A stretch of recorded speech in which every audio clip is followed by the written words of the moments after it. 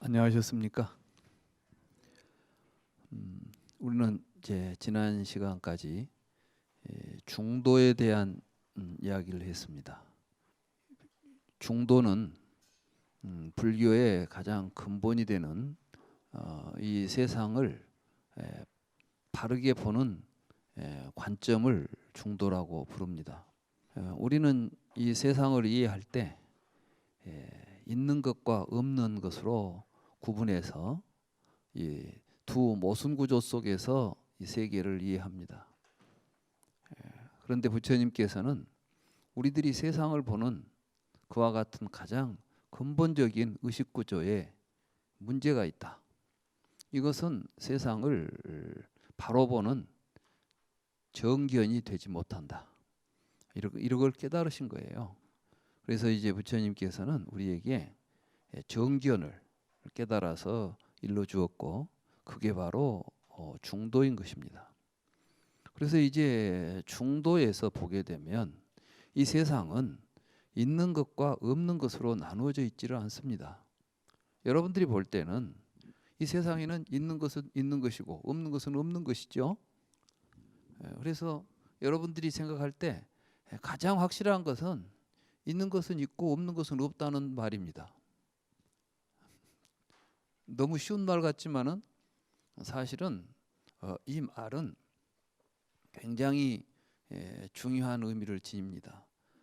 서양 철학의 역사는 있는 것은 있고 없는 것은 없다라는 기본적인 사유에서 출발을 합니다.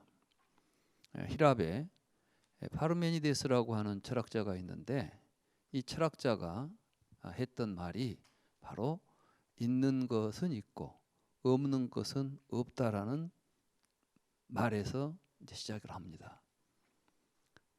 매우 당연한 이야기 같은데 이 말을 계속해서 이제 이러한 사유를 이어가게 되면 우리는 어떠한 문제에 봉착하게 되느냐 하면, 있는 것은 있고 없는 것은 없기 때문에 없는 것은 사유할 수조차도 없죠. 우리가 무엇에 대하여 생각해야 되는데 그 대상 자체가 전무하다고 한다면 우리는 그것은 무에 대해서는 생각할 수도 없고 존재할 수도 없죠. 그러면 이 세상은 오직 있는 것만 있겠죠. 그럼 있는 것만 있다고 하면은 이 세상은 없는 것은 없으니까 이 세상의 모든 것들이 이 세상은 그러니까 꽉 차 있는 거죠. 있는 걸로. 없는 것이 없으니까. 그렇게 될 때 우리에게 이제 어떤 현상이 벌어져요? 운동이 가능하겠습니까? 내가 운동한다는 것은 공간, 비어있는 아무것도 없는 곳이 있어야죠. 여러분이 오늘 오실 때 무엇이 꽉 차 있었다면 여기 오실 수 있어요, 없어요? 오면서 보니까 자동차가 좀 정체만 돼도 오기가 어렵더라고요. 근데 빈 공간이 없이 꽉 차 있다면은 움직일 수 없겠죠. 그러면 운동도 부정해야 되고 또 변화도 부정해야 돼요. 왜냐하면 이제 변화라는 것은 있던 것이 없어지고 없던 것이 생기는 것이 변화죠. 맞죠? 그럼 변화를 설명할 수가 없어요. 그래서 이제 이 파르메니데스를 이제 따르는 그 학파에서는, 그러니까 우리가 보고 있는 변화라거나 생성, 운동 이런 건 다 착각이다. 실제로 있는 것만 있어야 되지 않겠느냐. 그러면 이제 우리가 보고 있는 이 세상의 모든 현상들은 실제합니까? 현상입니까? 우리가 지금 착각하고 있는 것이죠. 있는 것만 있어야 되니까. 그래서 결국은 있는 것을 긍정하다 보니까 이 세상에 있는 모든 것들을 부정해야 되는 이러한 모순에 빠져버리는 거예요.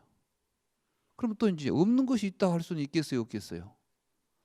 없는데 무슨 없는 것을 있다고 말해? 없는 것을 있다고 하는 것은 말 자체가 모순이죠. 그래서 이제 있는 것만 있다고 해야 되고, 그럼 참으로 있는 것이 뭘까? 막 이런 식의 이제 그 사유가 서양 철학에서 기본이 되어 가지고 지금 우리가 알고 있는 서양의 모든 철학들은 있다와 없다라고 하는 두 모순 구조 속에서 사유하고 그 사유 결과물로서 나타난 이론들을 철학이라고 불렀던 것입니다. 그런데 부처님께서는 있다라는 말이나 없다라는 말 자체가 굉장히 무의미한 말이다. 그러니까 우리는 있다라는 말과 없다라는 말을 통해서 이 세계를, 이 두 개의 양극단적인 견해를 통해서 이 세계를 이해하려고 하지 말고, 이 있음과 없음이라고 하는 그것이 도대체 무엇인지, 있음과 없음에 대한 올바른 이해를 하게 되면 이 세상은 있다고 한다거나 없다고 한다거나 이런 식으로 표현할 수 있는 내용이 아니다라는 것입니다. 그러면 무슨 말이냐 이게. 있는 것은 없어질 수 있겠어요, 없겠어요? 예? 있으니까 안 없어지는 거야. 없는 것은 생길 수가 있겠어요, 없겠어요? 생길 수도 없는 거예요. 그러니까 있는 것은 있어야 되고 없는 것은 없어야 되는 거야. 우리는 이러한 딜레마 속에서 이 세상을 보고 있는 거예요. 그러니까 여러분들은 생사라는 것은 그런데 어때요? 없던 내가 생겼다가 있던 내가 없어지지요. 그러니까 이제 생사에서 없던 내가 있게 된다니, 없던 내가 있을 리가 없는 거예요 이제. 그러니까 전생을 생각해 봐요. 내가 어디서 왔겠지. 그러니까 지금 우리 눈앞에는 안 보이지만 여러분들이 이제 제 주먹이 보입니까, 안 보입니까? 제 왼손 주먹이 안 보이죠? 보이죠? 밑에 있다가 올라와서 이제 나타났잖아요. 그 다음에 사라졌죠. 그러니까 이제 여기가 현세라고 생각하면 저 넷에 있던 놈이 나타났다가 또 저리 사라지고 뭐 이런 식으로만 이해해야 돼. 그러니까 우리가 지금 생사, 태어나서 죽는다, 이런 생각에 빠져 있는 게 전부 다 유무이견 속에서 생각하기 때문에 그래요. 불교에서 지금 극복하고자 하는 생사는 이렇게 우리들의 착각 속에서, 우리들의 사유가 잘못돼 가지고, 생각이 잘못돼 가지고 나타나는 착각에서 벗어나자, 그걸 깨닫자는 것이지. 지금은 우리가 죽고 늙어 죽지만 도를 깨닫고 나면 안 늙고 안 죽는다? 뭐 그런 걸 찾아가자. 생사 문제를 해결하자 그러니까 이제는 태어나지도 않고 죽지도 않는, 그 말도 안 되는 이야기죠. 태어나지도 않은. 요즘 우리 주변에 이제 아라한에 대한 정의를 뭐라고 하냐면은 이제 다시는 태어나지 않게 된대요. 뭐 지금까지는 잘 태어나고 죽다가 갑자기 이제 진리를 깨닫고 나니까 안 태어나게 된다고요? 이해가 되는 말입니까? 아라한이라는 것에 대한 의미도 중도를 제대로 이해하지 못하면 안 되는 것입니다. 그러면 우리는 무엇이 있는 것이고 무엇이 없는 것인가? 부처님께서는 연기하면 있고, 조건이 있으면 나타나고 조건이 없으면 사라지는 거예요. 이게 우리가 말하는 있다 없다라는 것들이에요. 제 목소리가, 제가 이야기할 때 제 목소리가 있습니까, 없습니까? 있죠. 제가 말하지 않을 때 제 목소리가 있습니까, 없습니까? 그럼 목소리는 어떻게 있죠? 조건이 갖추어지면 있죠. 조건이 사라지면 사라지죠. 이 세상의 모든 것은 이렇게 조건에 의해서 나타나고 사라지고 있을 뿐이지, 무엇이 있다거나 없다거나 이렇게 말할 수 있는, 있다는 말이나 없다는 말로 지칭할 수 있는 존재는 단 하나도 없다. 이게 연기예요. 그러니까 연기의 관점에서 보면 있네 없네 하는 말로서 규정하고 인식할 수 있는 대상들이 실제로는 있습니까, 없습니까? 그걸 공이라고 불러요. 공. 그러니까 색즉시공 공즉시색, 그렇게 말하는 거야. 말하자면 우리가 있다고 말하는 것도 다 연기한 것이고, 그 연기한 구조 속에서 없는 것도 나타날 수 있는 거예요. 그러니까 세상의 모든 것은 지금 조건에 의해서만 나타나는 거야. 그럼 여러분들에게 나타나는 괴로움을 한번 이제 연기법으로 이야기해 봅시다. 그럼 여러분들이 지금 괴롭다 하는 괴로움은, 어디 괴로움이라는 놈이 여러분들 속에 들어와 가지고 속에서 지금 여러분 몸속에 머물고 있으니까 괴롭습니까? 그렇다면 이제 이 괴로움을 끄집어내야지. 어디로 들어왔는지도 알아야 되고. 그래서 괴로움이 들어온 놈을 못 들어오게 막고 들어온 놈을 끄집어내야 되겠죠. 괴로움이 그렇게 지금 여러분들 몸 안에 들어 있습니까?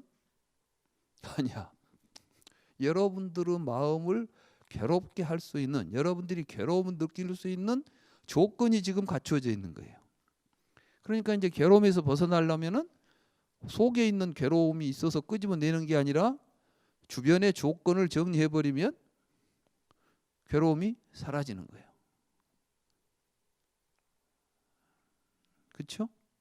괴로움은 있어요, 없어요?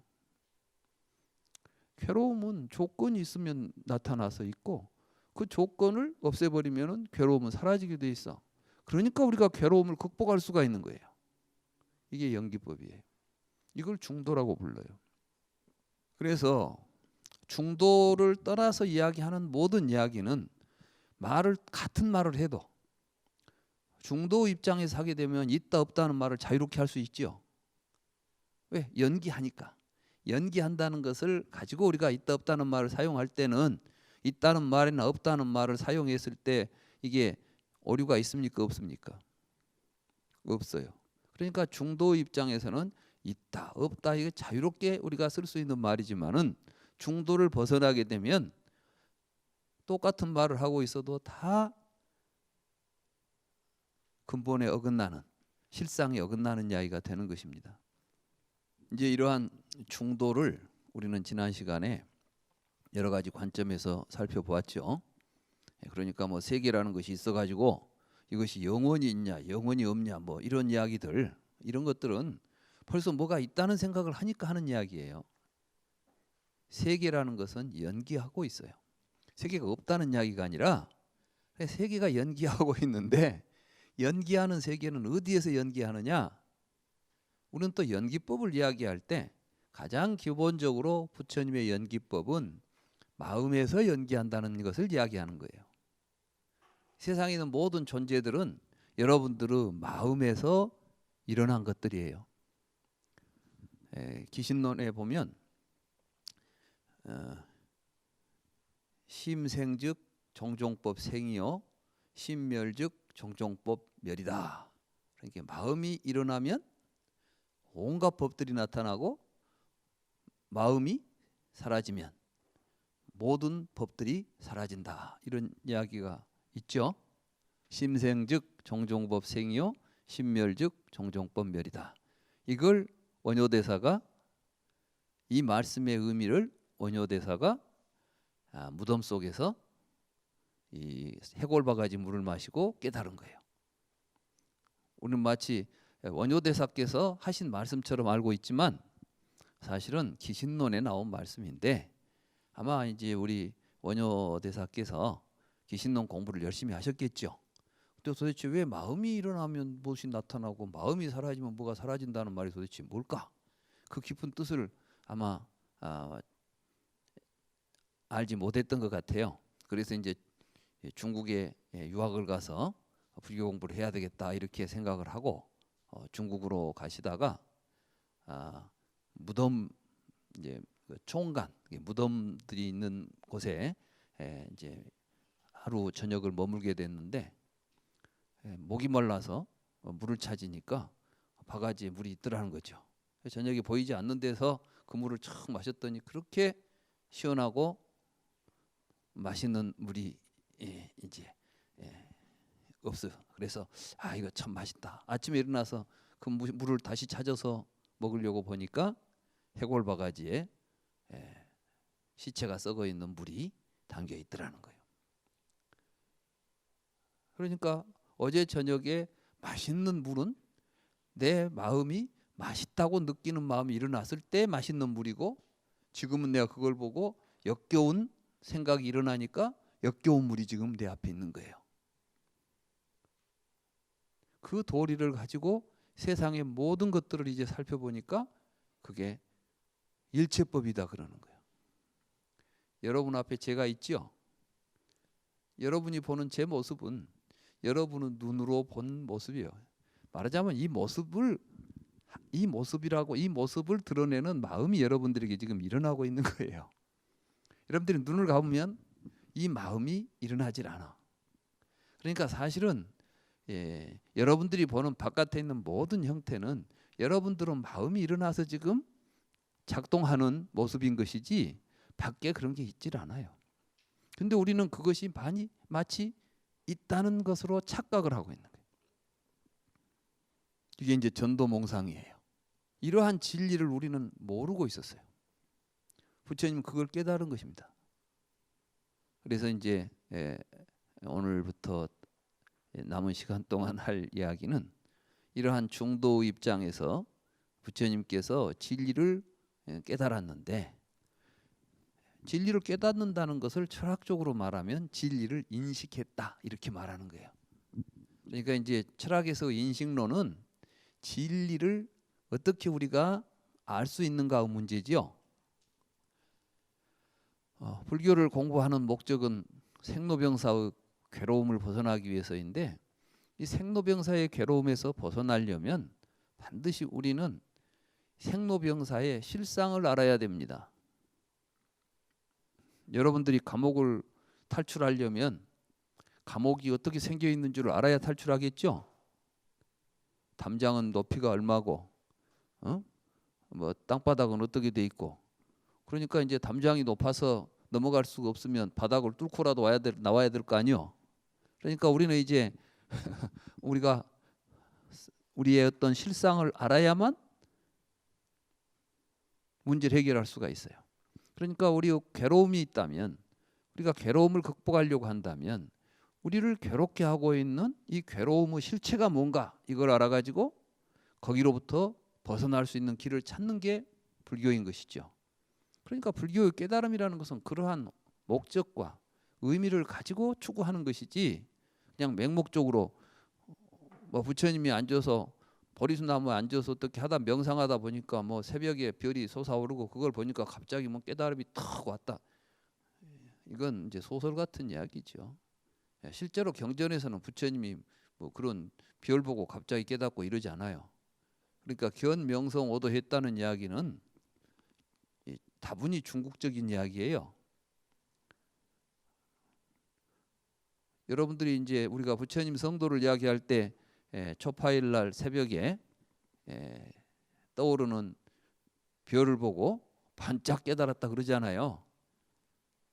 근데 경전에는 그렇게 돼 있는 게 아니라 초저녁에 이런 사유를 하고 가운데 이런 사유, 저녁 내 사유를 한 거예요. 사유를. 그러고 나서 새벽녘이 돼서 그 사유가 완성된 거예요.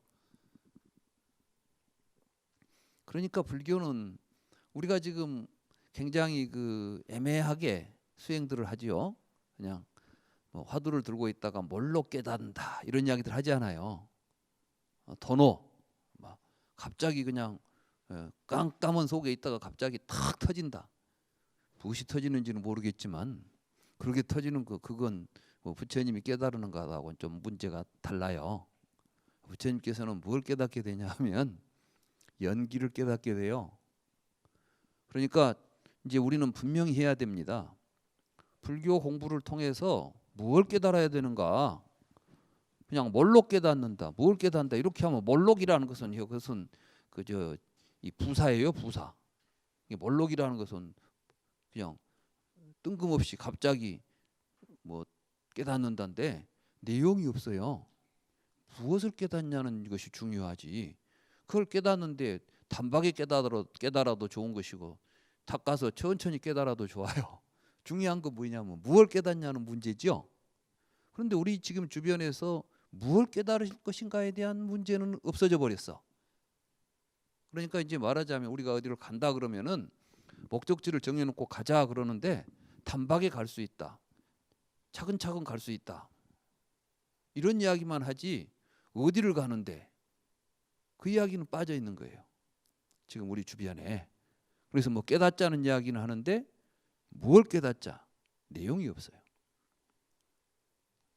우리는 이제 부처님 경전에 나오는 불경에 나오는 부처님의 가르침을 통해서 이 시간에 이제 앞으로 남은 시간 동안 무엇을 깨달아야 할 것인가 이런 문제들에 대해서 정확하게 인식하는 그러한 시간이 될 것입니다.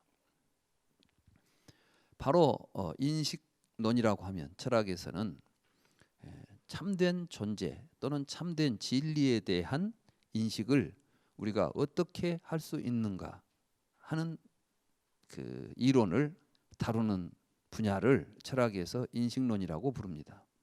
그럼 불교는 인식론이 없느냐? 다른 종교는 인식론이라는 게 없어요. 뭐만 있냐? 그럼 그냥 믿으면 돼요. 태초에 하나님이 천지를 창조했다. 그걸 우리가 인식할 수 있습니까? 없습니까? 알 수 있어요? 없어요? 불교에서는 믿습니까? 라고 묻지 않고 보았느냐? 이렇게 묻는 거예요. 예? 그래서 못 봤다 그러면 다시 보여주는 거예요. 보여주고 이래도 못 봤느냐? 계속 보여줘야 돼. 이게 가르침이에요. 그러니까 부처님이 우리에게 가르쳐 준 건 뭐냐면 지금 부처님이 깨달은 내용을 우리에게 보여주면서 보라는 거예요. 그럼 누가 봐야 되죠? 내가 봐야 돼. 내가 못 보면은 아무리 뭘 보여줘도 못 보면 봉사한테는 아무리 뭘 보여줘도 장님은 볼 수가 없죠. 그래서 이제 우리 중생들을 보고 뭐라 하냐면 무목 중생이다. 눈이 없는 봉사 같은 중생들이다 이 말이에요. 그 말은 뭐냐면 지금 여러분들은 이 세계의 실상이 정난하게 연기의 도리가 작용되고 있는 세상에 살고 있어요. 이 세상에서 연기하지 않고 있는 건 아무것도 없어. 심지어 여러분들이 살고 있는 것, 여기에 있는 컵 하나, 물 하나 이런 것도 다 연기하고 있어요. 그런데 우리는 그걸 못 보고 있죠. 그러니까 부처님께서는 그 연기하고 있다는 사실을 깨닫도록 우리에게 보여주는 거예요. 그걸 통해서 우리가 스스로 보게 되겠죠. 그러니까 불교는 철저하게 자기 인식이 필요해요. 그러니까 불교에서는 인가법이 없어. 누구한테 인가받았다는 사람들 믿지 마세요. 얼마나 자신이 없으면 다른 사람을 의탁해 가지고 자기 권위를 만들려고 하겠어요. 여러분들이 깨달았으면 깨달을 것, 이것이 깨달은지 깨달을지 못했는지는 누가 알겠어요? 자기 자신이 알아야 되겠죠. 나는 이런 문제의식을 가지고 있었고 나는 이 문제에 대한 해답을 구해야 되겠다. 자기가 이제 문제의식을 가지고 있을 때 그 문제에 답을 구하는 것이 깨달음이잖아요. 문제 해결은 누구한테서 해결돼야 돼? 내 안에서 해결돼야 돼요. 남한테 가서 해결됐습니까? 안 됐습니까? 물어볼 필요가 있어요? 없어요? 근데 우리는 지금 그런 게 안 돼 있으니까. 그러니까 누구를 찾아가서 누구한테 인가를 받으려고 해요. 중요한 건 부처님의 마지막 가르침이 뭐지요? 너 자신에게 의지하고 남에게 의지하지 마라 그랬잖아요. 너 자신을 등불로 삼고 다른 사람을 등불로 삼지 말라 그랬죠. 이 가르침을 벗어났다면 이건 불교가 아닌 거예요. 근데 우리 주변에 지금 막 누구한테 인가받으러 가고 누가 인가해주고 이건 아주 잘못된 이건 풍습입니다. 이건 잘못된 전통이에요. 우리가 이런 걸 이제 고쳐가야 됩니다. 부처님의 가르침에 입각해서 우리 스스로가 정말 내가 이 문제에 대해서 이제 해결했는가? 내 삶에 있어서 나는 의심이 없고 나는 이제 모든 번뇌로부터 벗어나 있는가? 정말 어떤 일이 닥쳐도 나는 내 마음이 움직이지 않고 편안하고 행복할 수 있는가? 자기 자신에게 물어야죠. 인가를 아무리 누가 해줬어도 마음속에서 번뇌 망상이 일어나고 욕망이 일어나고 있다면 그건 된 거예요? 안 된 거예요? 안 된 거잖아요. 그래서 우리가 이제 어떻게 그 진리를 인식해 가는가 이런 것들을 그 길이 과정이 무엇인가 이런 걸 정확히 알아야 됩니다. 우리가 이제 불경을 보게 되면은 불경 속에는 인식론이라고 할 수 있는 내용이 두 종류가 있어요. 하나는 어떤 거냐면은 여러분들이 경전에 보면 수도 없이 나오는 이야기가 뭐 초기경전에 보면 눈으로 색을 보면은 보는 의식이 생긴다. 안과 색을 연하여 안식이 발생한다. 이런 이야기 나오죠. 그렇죠. 우리들은 뭔가를 보면 인식을 하게 된다 이 말이에요. 이게 이제 어떻게 보면 불교의 인식론처럼 보여요. 그런데 또 이와는 다르게 이런 선 수행을 하게 되면 이제 구차재정이라는 이제 수행을 하게 되면 하나하나 뭔가 깨달아진다. 이런 이제 깨달음에 대한 이야기가 있어요. 그러니까 우리가 불경에 보면은 인식론이라는 철학적인 그 범주로 다룰 수 있는 내용이 전혀 다른 내용으로 두 가지가 등장한다는 거죠. 이런 내용들을 김동아 박사님이라고 계세요.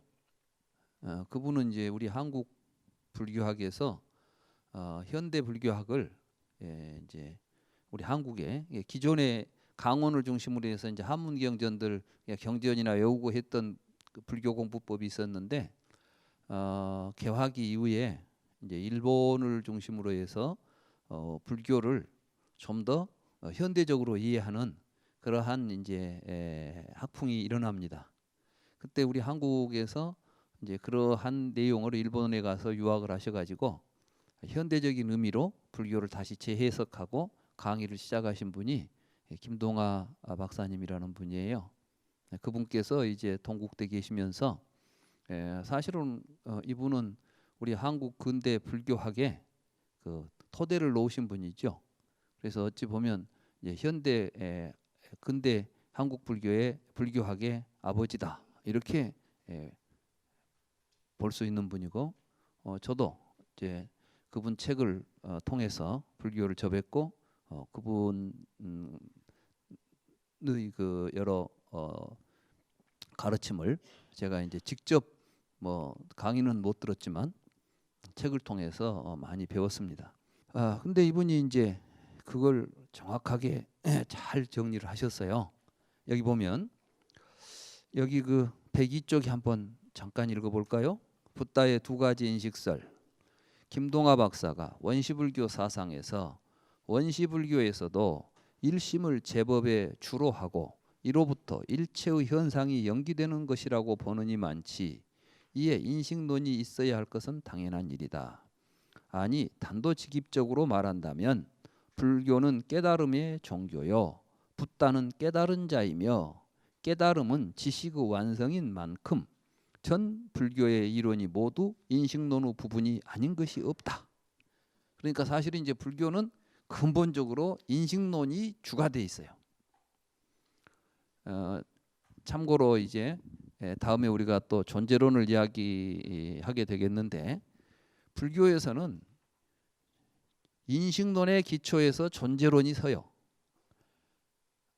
서양 철학이나 다른 철학에서는 존재론의 기초에서 인식론이 만들어집니다.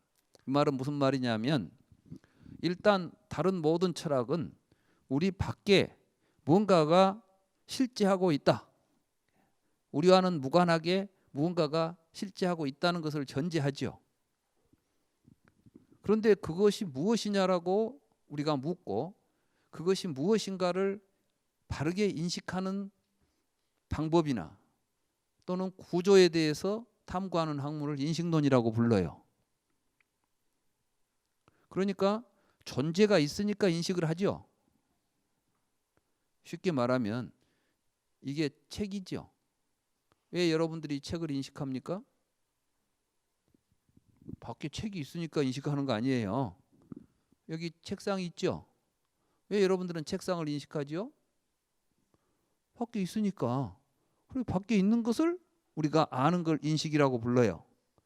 그래서 이제 그럼 저게 뭐 어떻게 있느냐? 이제 과학적으로는 이게 왜 있지? 이렇게 물으니까 과학적으로는 뭘로 만들어졌지? 이렇게 이제 생각해 간 거 아니에요? 그래서 원자로 만들어져 있구나. 우리가 이 세상은 원자로 만들어졌다는 것을 알게 됐죠. 원자를 인식하게 된 거예요. 아시겠어요? 원자를 인식해. 그렇게 해서 이제 존재에 대한 인식이 인식론이에요. 그러면 이제 불교에서는 존재를 어떻게 보느냐? 연기적으로 봐요. 그러니까 뭐가 그 자체로서 실체적으로 있다가 아니라 이 세상에 있는 존재라는 것은 사실은 마음이 없는 곳에는 존재가 나타나지를 않는다고 보는 거예요. 여러분들은 좀 이상하죠? 그럴 리가 있냐? 여러분들은 정말 그럴 리가 있냐고 생각하고 있지만 깊이 사유하고 통찰하고 있는 세상을 그대로 보게 되면 그럴 수밖에 없다는 결론에 도달할 수밖에 없어요. 그게 불교예요. 그러니까 이제 지금 여러분들은 불교를 공부하시면서 무슨 생각을 해야 되냐면 나는 눈이 없다. 그거 알고 가야 돼. 내 눈으로 보고 내 생각으로 하는 것을 가지고 진리를 이해할 수 있다고 생각하면 오산이에요. 이건. 나는 지금 보지만 제대로 못 보고 있어. 생각하지만 제대로 생각을 못하고 있다는 사실을 알고 부처님의 가르침을 통해서 바르게 보고 바르게 사유하는 법을 익혀가지고 세상을 바로 봐야 되겠다 하고 마음을 일으켜야 돼요. 여기는 믿으라는 이야기가 아니라 스스로 우리 자신들이 무지의 상태에 있고 우리들이 제대로 볼 수 없다는 현실을 자각하고 인정하는 데에서 공부가 시작되어야 한다는 거예요. 그래야만 그 무지의 어둠을 뚫고 광명을 찾아서 공부를 해갈 수 있는 길이 열리는 겁니다. 근데 여러분들이 가지고 있는 지식 정도 가지고 책 보면 뭘 알겠지. 저 경에 나온 이야기를 읽어보면 알겠지. 읽어보세요. 여러분들이 알 수 있는 말이 한 글자나 있는가? 색즉시공 공즉시색 뭐 알아들을 수 있어요? 심생즉 종종법 생이요 심멸즉 종종법 멸이다. 이게 알아들을 수 있어요? 알아들을 수 없잖아요. 근데 이제 지멋대로 또 그걸 설명해서 해석해버려 그냥 대충 비슷하게. 그렇게 되는 게 아니에요.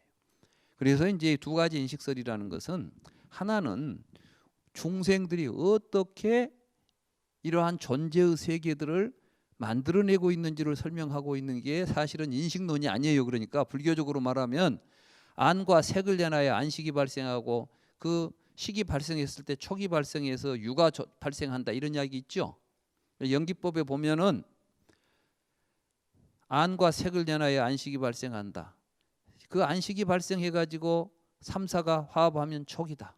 촉을 연하여 수가 생기고 애취 유가 생긴다 이렇게 나오죠. 그 유가 존재예요. 그러니까 우리가 지금 생각하는 모든 존재들은 우리들이 살아서 보고 느끼고 생각한 결과물들이에요. 여러분들의 마음은 여러분들의 눈으로 보고 귀로 듣고 코로 냄새 맡고 혀로 맛보고 만지기 때문에 형성된 마음이에요. 그러니까 여러분들을 눈도 막아버리고 귀도 막아버리고 싹 지각을 못하게 해버리면 여러분들은 마음이 작동을 못해요. 그러니까 이제 지적인 장애나 이런 것들이 사실은 태어나서부터 물론 선천적 장애도 있을 수 있겠죠. 근데 이제 중요한 게 뭐냐면 이런 걸 우리가 알아야 이제 불교를 통해서 불교를 바르게 알면 우리가 자녀를 키우고 교육하는데도 굉장히 도움이 돼요. 사실 요즘 보고 있으면은 너무 무지해가지고 지 자식을 낳아놓고도 어떻게 키울 줄을 모르고 그냥 학교에다만 던져놔요. 학교에서는 압니까? 그러니까 우리 교육이 지금 거의 엉망이 돼 있잖아요. 사실은 인간의 형성은 보고 듣고 냄새 맡고 맛보고 만지는 데서 출발해요. 그렇기 때문에 제대로 보고 제대로 느낄 수 있는 교육을 해줘야 되는 거예요. 이 마음이 어떻게 형성된 줄을 알고 그렇게 형성된 마음에 의해서 세상이 연기한다는 사실을 올바로 이해하면 우리는 세상을 다른 식으로 살 수밖에 없는 거예요. 그러니까 이제 불교를 바르게 이해하고 깨닫게 되면 우리의 삶이 달라지고 우리 자신이 달라질 수 있는 거예요. 그런 의미에서 우리는 이제 불교를 올바로 이해해야 되겠고 그럴 때 불교에서는 아까 김동화 박사님이 말씀하셨듯이 우리의 마음에서 세상이 나타난다. 그 마음에서 세상이 나타나는 모습을 보여주는 것이 여기서 이 책에서는 지각적 인식설이라는 내용이고 그렇게 마음에서 일어난다는 사실을 통찰해서 깨닫는 것을 진정한 할까요? 뒤에 보면 이제 증오적 인식설이죠. 아, 내가 보고 있는 세상은 내 마음에서 일어나고 있구나라는 것을 깨닫는 것을 불교 깨달음이라고 그래요. 그러니까 결국 불교는 뭘 깨달아야 되느냐? 이 세상이 다 내 마음에서 벌어졌다. 이걸 아는 거야. 그래서 화엄경에서 약인여교지 삼세일체불 응관법계성 일체유심조. 만약에 우리가 부처님이 뭘 깨달았는지를 알고 싶으면 삼세일체불의 깨달음의 내용을 알고 싶으면 일체유심조, 세상의 모든 것들이 다 마음이 만들어낸 것이라는 것을 깨달으면 된다. 이런 이야기예요. 그러니까 항상 불교를 공부하실 때 일체유심조 이걸 항상 명심하시고, 그래서 이제 우리의 마음에 대한 올바른 깨달음을 우리가 구해가야 되겠다, 이런 생각을 가지고 공부를 해야 됩니다. 이번 이제 인식론의 그 고찰, 인식론을 살피는 시간에는 그런 문제들을 가지고 공부해 나가도록 하겠습니다.